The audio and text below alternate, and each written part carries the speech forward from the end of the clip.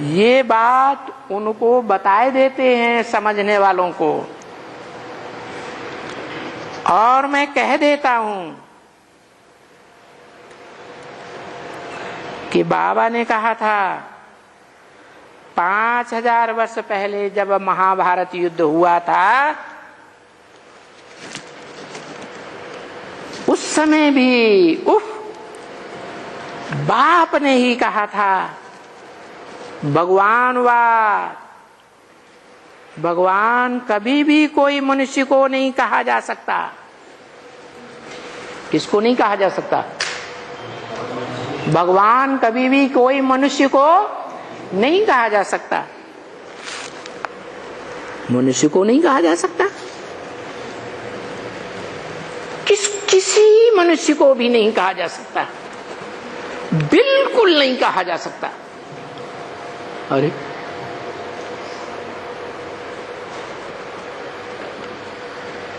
तो फिर किसको कहा जाता है? बिल्ली को कहा जाता है। मनुष्य को नहीं कहा जाता तो किसको कहा जाता है?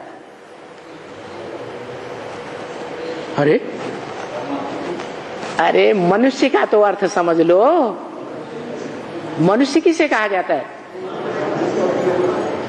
जिसका मन चंचल होता है, मन चलायमान होता है, मन से संकल्प विकल्प करता है, और जो मन को याद में ठहराए देता है मैं आत्मा बिंदु, मेरा बाप भी बिंदु, और दूसरा कोई संकल्प नहीं।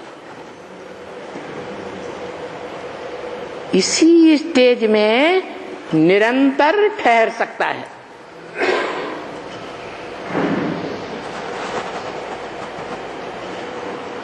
उसको मनुष्य कहेंगे।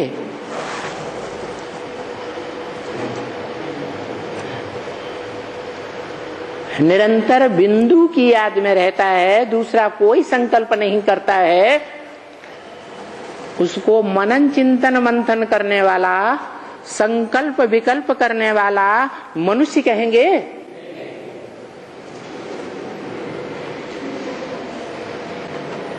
तो क्या कहेंगे? फिर क्या कहेंगे? हाँ, जैसे धनवान, जिसके पास धन बहुत है तो क्या कहते हैं? धनवान। ऐसे ही कोई बड़ा पहलवान है तो कहेंगे तनवान, तन से बहुत शक्तिशाली है।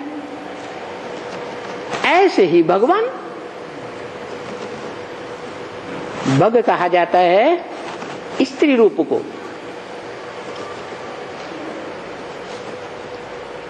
ऐसा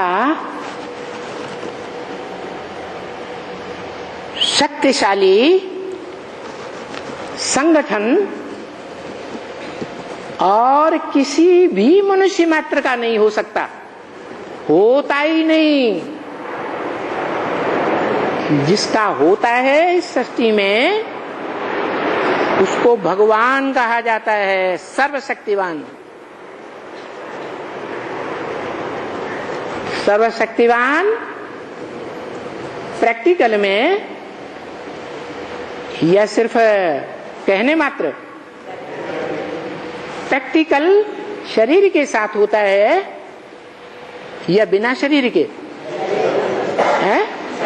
शरीर के साथ होता है। इसलिए बोला